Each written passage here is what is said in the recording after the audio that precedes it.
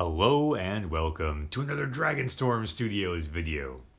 And today we're going to crack open the set of graphite pencils to draw Optimus Prime in his G1 vehicle mode. I'm going to begin here with the 5H pencil. It is a very light pencil for all of my guidelines to help me get started. And this part I'm going to do fairly quickly when it comes to editing cuts in a moment, just because I realize you're not going to be able to see the lines very well on the page as I get started.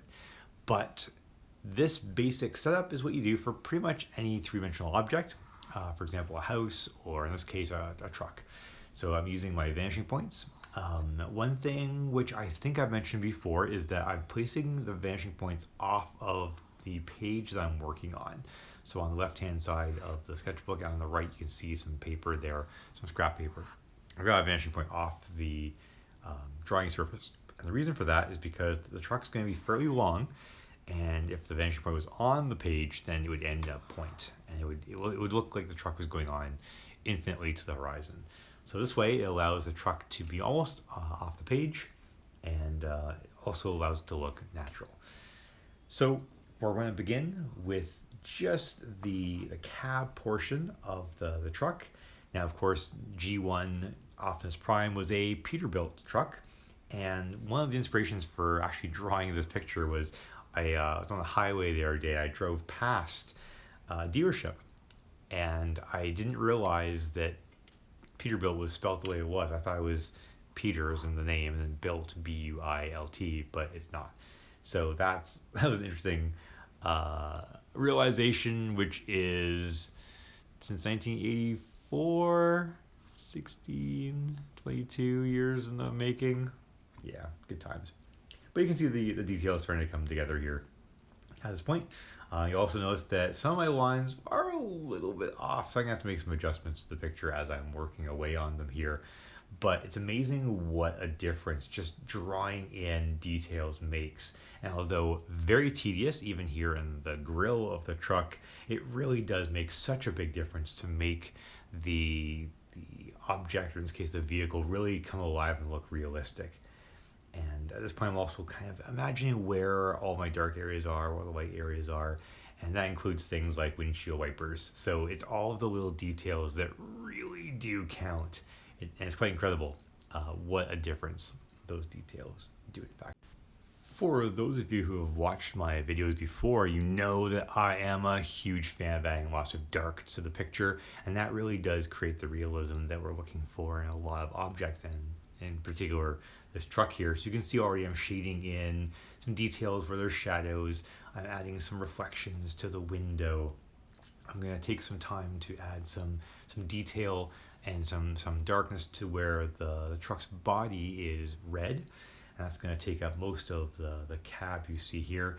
And of course, in the wheel wells and the tires themselves are going to be very, very dark. And that's going to really make a big difference here, as we see during some jump cuts as I get through some of the details, some of the tedious work of the picture, really what a difference that darkness makes. So it really does, I think anyways, make it look more striking and create some interesting contrast in the picture as well.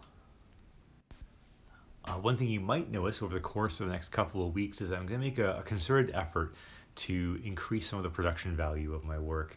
I've kind of been at a place recently in the past maybe 5 months or so where I haven't really done much in terms of professional development on these videos. So for example, in the title card you would have seen a little, in the corner, a little picture of Optimus Prime, just kind of adding a bit more to the title screen. And I'm hoping as of next week to actually start incorporating some music into the work as well. So we'll see how that all comes together. As I'm working on these tires here, you'll notice that they're getting smaller as they get further away. And I'm using that 1-point perspective, or sorry, in this case 2-point perspective, to help me get that look and to achieve that sense of scale. Also being aware that even the parts of the tires which are on the left are heading toward the left side vanishing points. So again, that's 2-point perspective in there. And adding the details, adding some shading and shadows he's going to really start making that look much more impressive as the work goes on.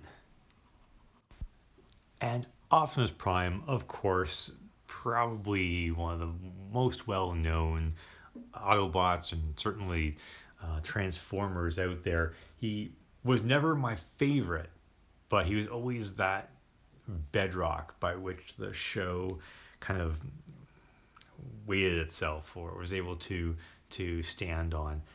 So many amazing scenes, voiced by Peter Cullen, of course, in the cartoon and the movies. Such a fan favorite, and for a very good reason why. Just such an iconic character. And I mean, let's face it, I think it's fair to say that he's one of those characters that really got into the public consciousness and became bigger than the show. People associate, I think, Transformers mostly with Bumblebee, I suppose, but also Optimus Prime. And you gotta respect the kind of weight that he carries, the pull he's got within pop culture in general.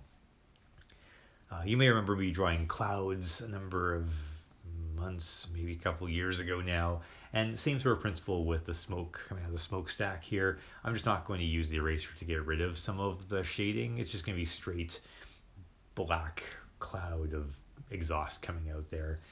And there you have it. That's pretty much the Optimus Prime drawing G1 in alt mode. Hope you enjoyed that video. Maybe it inspired you to try drawing Transformers or vehicles in general.